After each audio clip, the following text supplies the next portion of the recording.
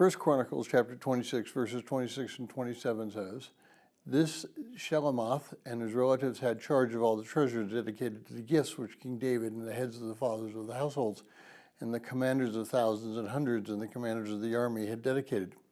They dedicated part of the spoil won in battles to repair the house of the Lord."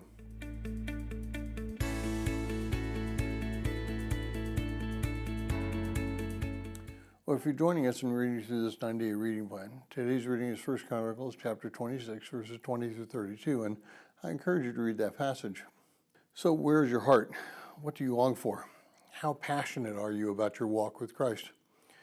I'd really like you to look at these two verses 26 and verse 27, and just think about the impact that they might have in your life. Notice that people gave money and items to be used in God's service, but also they gave a part of that which they had taken in war as part of their service to God. Why would it be important to give something to God that was taken in war? I think the answer might be reasonably simple, and that is because God gave them the victory. They should respond by worshiping Him and giving back some of that which they had been given. Now, it's really no different than giving God part of your money on a weekly basis. It's really no different than giving back to God some of your time on a weekly basis.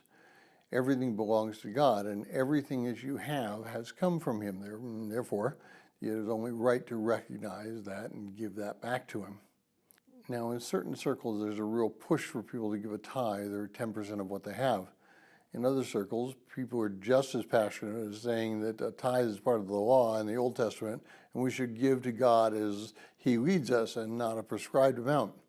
And then there are some that just don't give very much at all, of anything. Now, I'm not going to get into the debate as whether or not Christians should give a tithe. What I am going to say is that Christians should recognize who gives them everything. They should respond by giving everything back to God. Some part of what you have should always be given back as a direct gift. The rest should be given back in the way you should spend it, because you should always be spending your money in a way that glorifies God.